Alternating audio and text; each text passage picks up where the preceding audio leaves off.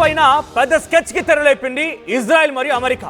ఏకంగా ఇప్పటికే ఇజ్రాయెల్ ముప్పేట దాడి చేసి ఇరాన్లో ఉన్నటువంటి అణు స్థావరాల్ని పూర్తిగా నేల కురిపించేసింది.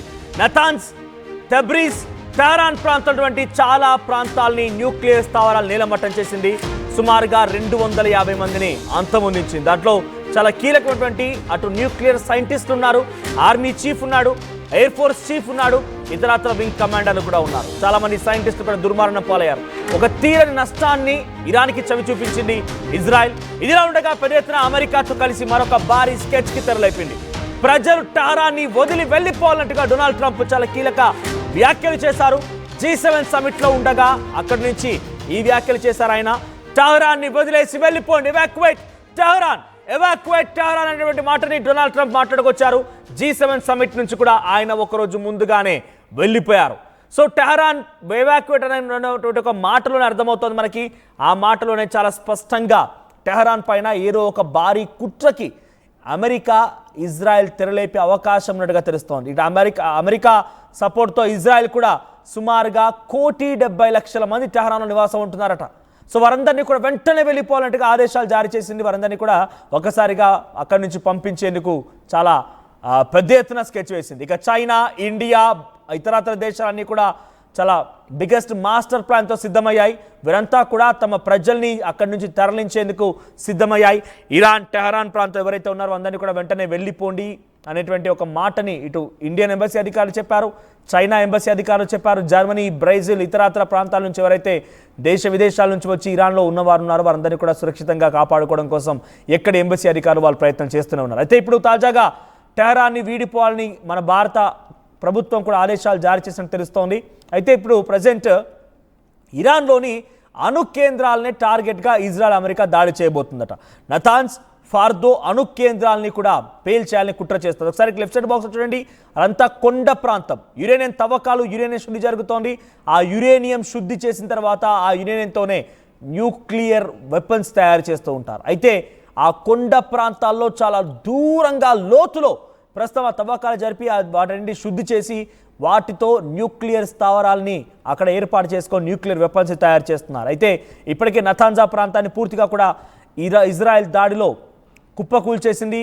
ఆ తర్వాత ఇప్పుడు ఫార్దో పైన టార్గెట్ చేయబోతున్నారు. అయితే ఫార్దో అణు కేంద్రాల్లో సుమారుగా 60% పైగా యురేనియం శుద్ధి అవుతుందట.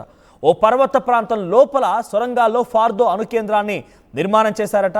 అమెరికా వద్ద భూగర్భంలో సుమారుగా ఎంతటి దూరంలో ఉన్నా కూడా వాటిని కుప్ప కూల్చేయగల సామర్థ్యమైనటువంటి GBU-57 అనేటువంటి బంకర్ బస్టర్ బాంబు ఉందట. అయితే దాన్ని ఉపయోగించి ఇప్పుడు ఫర్దర్ ఉన్నటువంటి ఈ ఫర్దోలో ఉన్నటువంటి ఆ కొండ ప్రాంతాన్ని మొత్తం కూడా కుప్పకూల్చేసి న్యూక్లియర్ స్థావరాల్ని మొత్తం కూడా మట్టుబెట్టాలని ఆ ఆలోచనతో ఉంది America.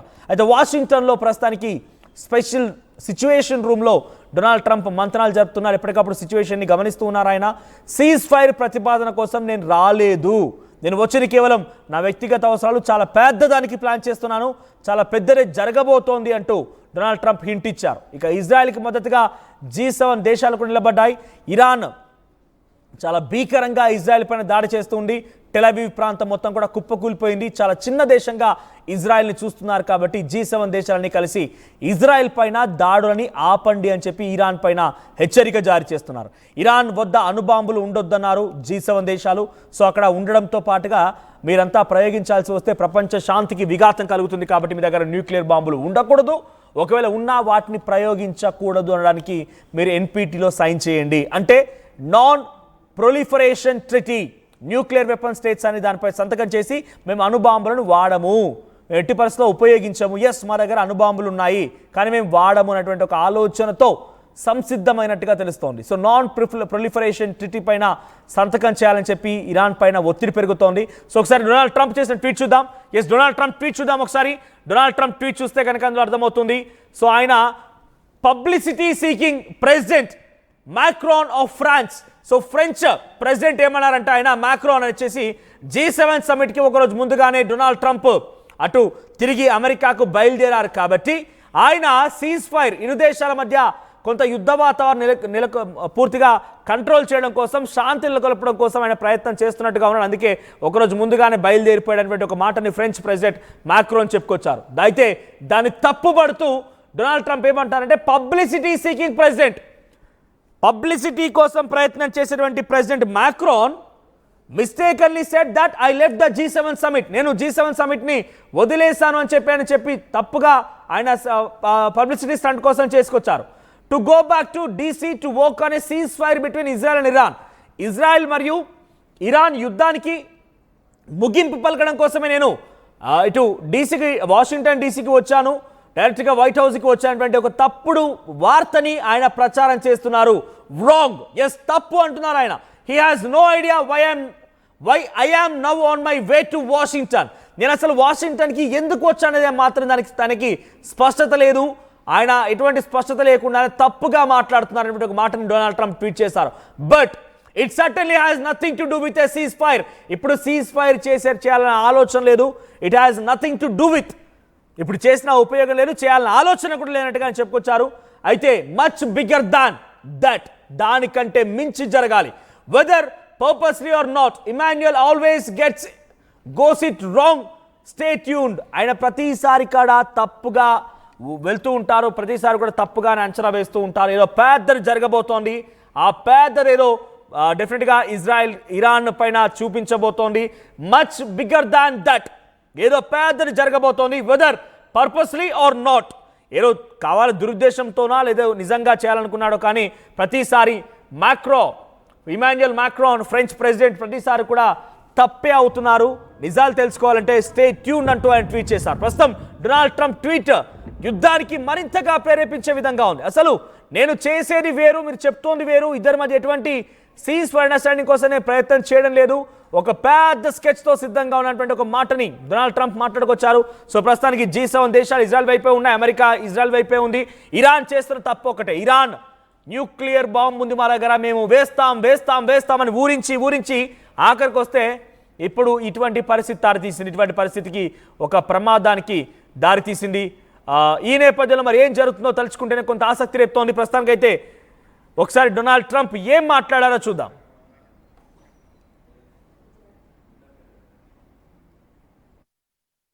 Done that before. I had 60 days and they had 60 days, and on the 61st day I said, we don't have a deal. They have to make a deal, and it's painful for both parties, but I'd say Iran is not winning this war, and they should talk, and they should talk immediately before it's too late. They'd like to talk, but they should have done that before. I had 60 days and they had 60 days, and on the 61st day I said, we don't have a deal. They have to make a deal, and it's painful for both parties, but I'd say Iran is not winning this war, and they should talk, and they should talk immediately before it's too late. They'd like to talk, but they should have done that before. I had 60 days and they had 60 days, and on the 61st day I said, we don't have a deal. They have to make a deal, and it's painful for both parties, but I'd say Iran is not winning this war, and they should.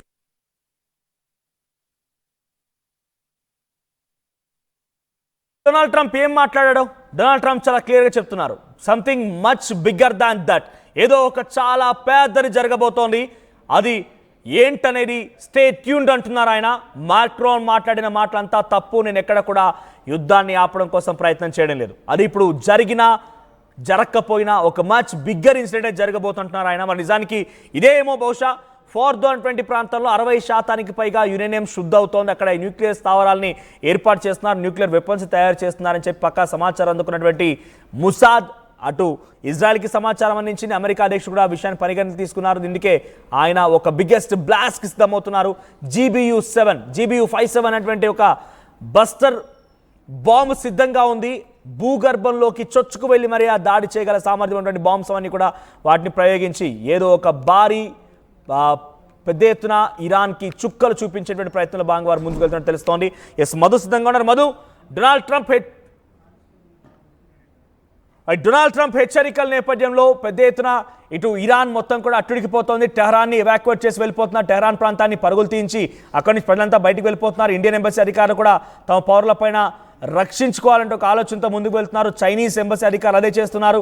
దేశ విదేశాల నుంచి వచ్చిన వారందరూ కూడా ఇరాన్లో ఎవరైతే ఉన్నారో అందరూ కూడా టెహరాన్ ప్రాంతం నుంచి బయటికి వెళ్ళిపోతున్నారు. సో ప్రభుత్వాలు కూడా ఆదేశాలు జారీ చేస్తున్నాయి.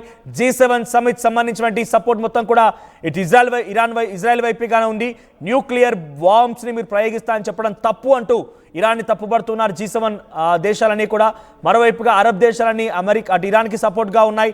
రష్యా ఇరాన్కి సపోర్ట్గా ఉంది. అమెరికా ఇజ్రాయెల్కి సపోర్ట్ చేస్తోంది. G7 దేశాలు ఇజ్రాయెల్కి సపోర్ట్ చేస్తున్నాయి. ఇవన్నీ చూస్తూ ఉంటే మచ్ బిగ్గర్ దాన్ దట్ ఏదో ఒక చాలా భారీ యుద్ధమే జరగబోతోంది. మూడో ప్రపంచ యుద్ధమే జరగబోతున్నట్టుగానే సంకేతాలు కనబడుతున్నాయి. ప్రస్తుతానికి ఇక్కడ కనిపించినటువంటి ఆ ప్రాంతాన్ని నతాన్స్ అనేటువంటి ప్రాంతాన్ని పూర్తిగా ఇజ్రాయెల్ ఇప్పటికే కుప్పకూలు చేసింది. ఫార్తో ప్రాంతాన్ని టార్గెట్ చేయబోతోంది. టెహరాన్ని పూర్తిగా నేల కురిపించబోతోంది. ఇవన్నీ తలుచుకుంటూ ఉంటే మూడో ప్రపంచ యుద్ధం నిజంగానే వస్తే నిజంగా ఒకసారి ఆలోచించండి పరిస్థితి ఎలా ఉంటుందనేది. నిత్యం భయంగా బతకాలి. ఎటువైపు నుంచి ఏ భారీ దాడి జరుగుతుందో తెలీదు, ఎటువైపు నుంచి ఏ విస్ఫోటనం జరుగుతుందో తెలియదు. కనీసం ఒకవేళ భారత్ కనుక డైరెక్ట్గా ఇన్వాల్వ్ అవ్వకపోయినా కూడా ప్రపంచ దేశాల ప్రభావం మనపై పడుతోంది. ధరలు పెరుగుతాయి, ప్రజలు ఆందోళనకరంగా ఉంటుంది, ప్రతి వస్తువు నిత్యావసర వస్తువు పెరుగుతుంది. మరీ ముఖ్యంగా ఈ యుద్ధం నేపథ్యంలో మీరు గమనించండి, డైరెక్ట్గా తెలుగు ప్రాంతాల ప్రజల భాష అర్థమవుతుంది కాబట్టి పెట్రోల్ ధరలు చాలా త్వరలోనే పెరగబోతున్నాయి. పెట్రోల్ ధరలు చాలా భారీగా ఈ యుద్ధం తర్వాత పెరిగే అవకాశం ఉంది. చూద్దాం మరి ఏం జరుగుతుందో.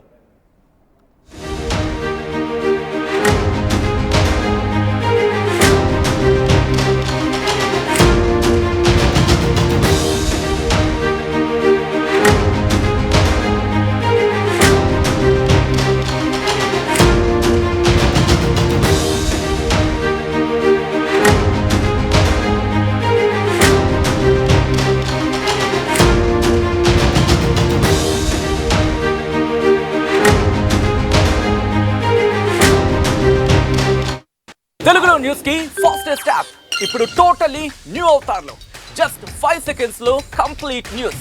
సోషల్ మీడియాలో ట్రెండ్స్ కి one stop solution. Live TV app voice search option తో ఇప్పుడే డౌన్లోడ్ చేయండి లేదా అప్డేట్ అయిపోండి. యాప్ లింక్ డిస్క్రిప్షన్ లో ఉంది.